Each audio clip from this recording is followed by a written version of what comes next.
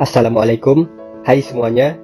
Kami dari kelompok 1 akan membahas tema dari analisis isu kontemporer tentang money laundry, yang pengampu materinya adalah Bapak Dr. Hieronymus Godang, SPD MSI, dan penyelenggara diklat adalah BPSDM Provinsi Sumatera Utara dan LPP Agro Nusantara Medan. Pengertian money laundry atau pencucian uang.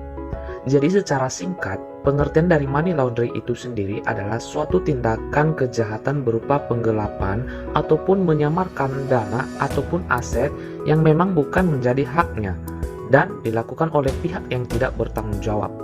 Tujuan mereka dalam melakukan tindakan kriminal ini adalah untuk memperkaya diri sendiri dan juga melipat gandakan harta kekayaan yang sudah dimilikinya.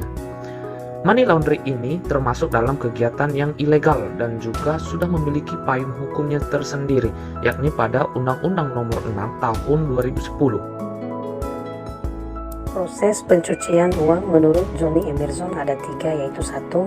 Penempatan atau placement. Proses ini adalah suatu usaha dalam menempatkan suatu dana yang diperoleh dari suatu tindakan kriminal menuju sistem keuangan yang dianggap legal. Sistem keuangan tersebut bisa saja berupa penempatan pada suatu bank. 2. Transfer atau layering. Dalam aktivitas layering, setiap pelaku akan mengerjakan proses pemindahan aset maupun dana dari suatu rekening ataupun lokasi sebagai suatu hasil dari placement ke tempat lain. 3. Menggunakan harta kekayaan atau integration. Proses integrasi ini akan menggunakan harta kekayaan sebagai bentuk upaya menggunakan aset maupun dana yang sudah terlihat legal dari tindakan pencucian uang.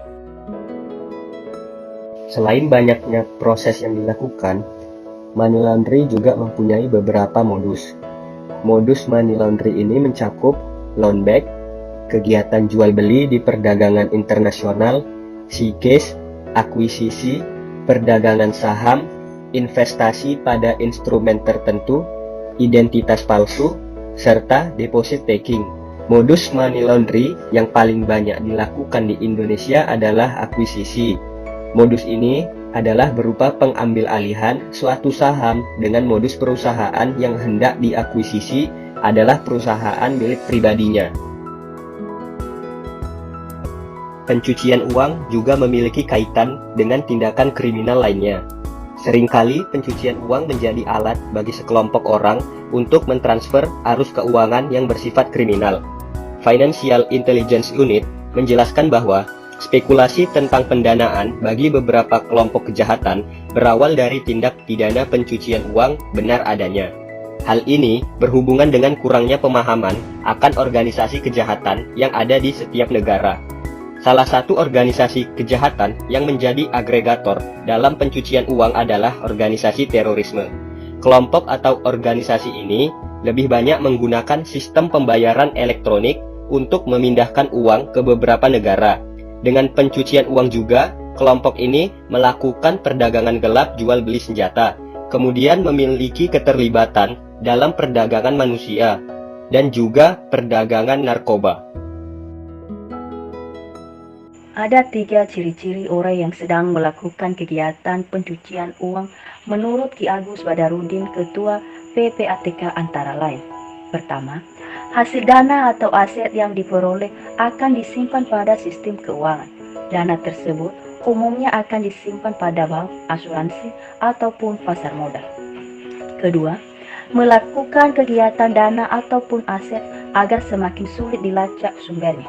Ciri ini umumnya dilakukan oleh pelaku dengan cara menyimpannya pada suatu bank, lalu memindahkannya pada bank lain dengan cara transfer ke rekening dengan menggunakan nama lain, seperti ke rekening asisten, pembantu, dan lain-lain.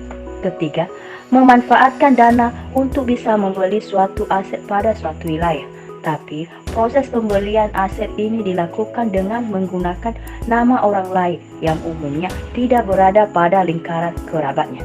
Lalu, agar dia bisa memiliki aset tersebut, maka dia akan berpura-pura untuk membeli aset tersebut sebagai tangan kedua secara kredit atau tunai.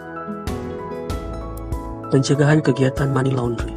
Pusat Pelaporan dan Analisis Transaksi Keuangan atau PPATK meluncurkan naskah penilaian risiko tahun 2021 atau biasa dikenal dengan National Risk Assessment atau NRA pada Kamis 19 Agustus 2021. Peluncuran NRA ini merupakan respon Indonesia atas perkembangan keadaan risiko terkini dengan cara mengidentifikasi, menganalisis, dan mengevaluasi berbagai risiko pencucian uang, pendanaan terorisme, serta pendanaan proliferasi senjata pemusnah massal, baik dalam lingkup risiko domestik maupun luar negeri.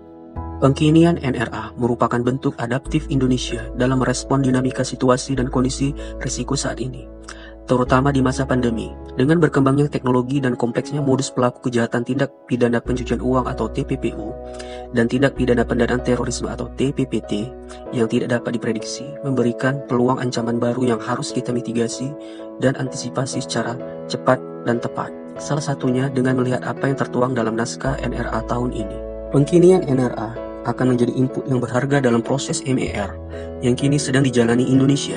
Terlebih, pemerintah Republik Indonesia telah berkomitmen untuk mendorong Indonesia menjadi bagian dari Financial Action Task Force on Money Laundering atau AFTF yang kini masih berstatus sebagai observer.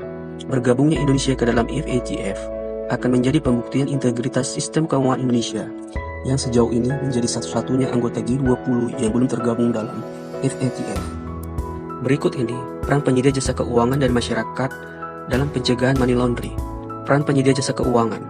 Pertama, menerapkan program anti pencucian uang dengan Customer Due Diligence atau CDD dan Enhanced Due Diligence atau EDD dalam penerimaan nasabah dimulai dari identifikasi, verifikasi, monitoring, serta profil nasabah dan pengkiniannya. Kedua, melakukan pemantauan dan pengkinian data. Ketiga, memelihara data statistik atas rekening yang telah dilaporkan. 4. Menyampaikan laporan transaksi keuangan tunai, laporan transaksi keuangan mencurigakan, laporan transaksi keuangan transfer dana dari dan ke luar negeri kepada Pusat Pelaporan dan Analisis Transaksi Keuangan atau PPATK. Peran masyarakat umum. Pertama, tidak membeli harta yang tidak jelas status kepemilikannya. Kedua, tegas menolak pemberian sumbangan dana tanpa kejelasan peruntukannya. Ketiga, tegas menolak mendanai pembelian bahan kimia berbahaya yang diduga terkait kegiatan terorisme. Keempat, tidak terlibat dalam pengumpulan dana oleh yayasan bagi kegiatan yang tidak berhubungan dengan fungsi yayasan tersebut. Kelima, tegas menolak membantu pendistribusian buku, artikel, tulisan yang isinya cenderung anarkis dan radikal. Berikut ini dampak pencucian uang. Pertama, merongrong stabilitas sistem keuangan dan keamanan negara. Kedua, dapat menumbuh suburkan kejahatan. Ketiga, meningkatkan risiko bagi lembaga keuangan. Demikian podcast dari kelompok kami. Terima kasih.